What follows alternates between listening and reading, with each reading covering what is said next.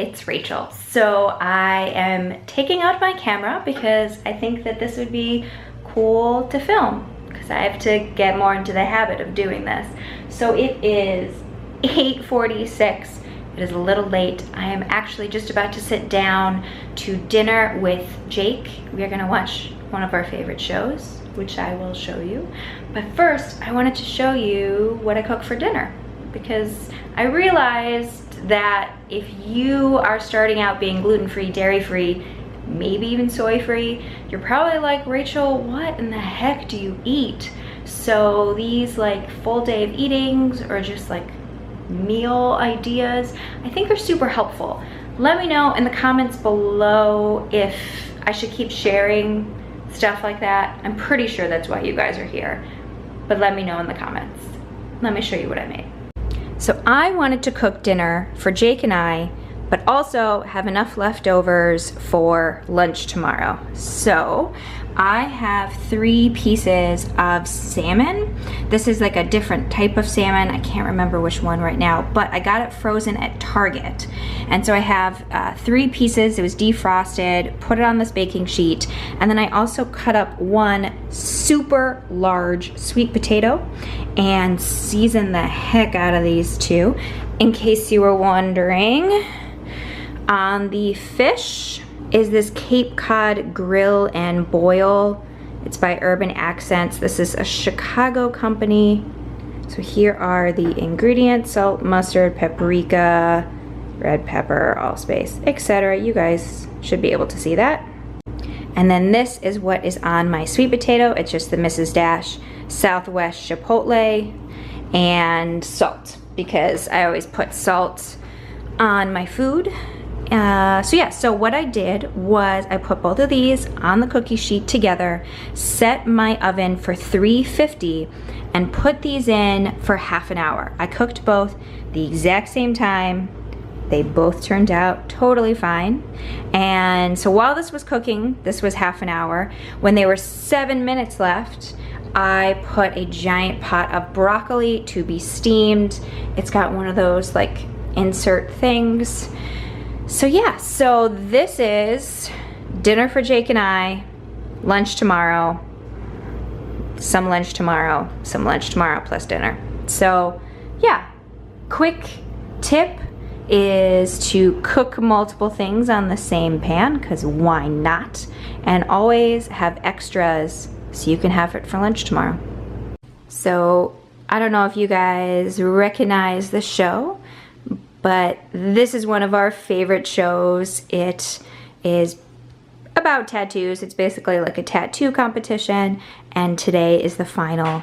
So Jake and I are gonna be watching this and and eating our dinner. And I think that is it for tonight. This is the final product. I'm super happy with the way it turned out, and I will see you guys tomorrow. Hey guys, it is 6:30 on Wednesday. I just got home and I'm just kind of feeling out of it. I stayed up way too late last night. That's been happening a lot. It needs to stop. But I was just so tired today, and I went to the gym right after work, and my workout was, I don't know, it was fine. But I'm home and I'm really hungry, but I really don't feel like cooking. Like, all I want to do is just collapse and go to bed. And so I was like, hey, take out your camera, Rachel. It's Vlogmas. Can you tell I'm really tired?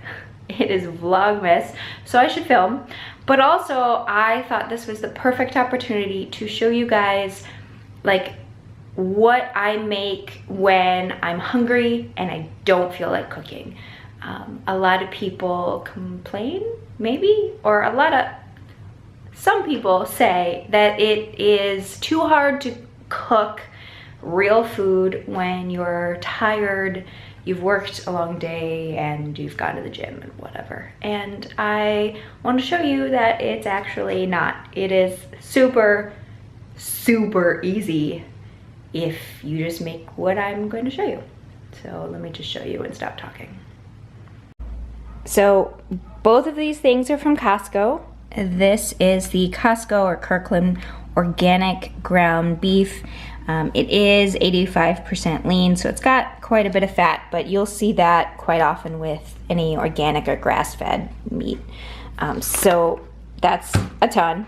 And then this is the giant thing of broccoli that I get from Costco. What I love about this is it's already chopped, like the heads of the broccoli are already chopped, so all I have to do is just grab handfuls. So on my stove, I've got like a big pot. I'm going to cook the meat in this one, and then when there's like 10 or so minutes left, I am going to steam my broccoli. Spices on both of them, and that's gonna be dinner. It takes like no work whatsoever, and I'm gonna catch up on Vlogmas while I'm cooking. Other people's Vlogmas while I'm cooking.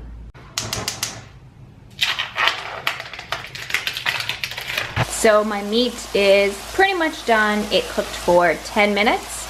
I just put the broccoli in the steamer. It's got one of those steam baskets, and I set the timer for 7 minutes. I found that 7 minutes is the perfect amount of time to steam broccoli without overcooking it or undercooking it.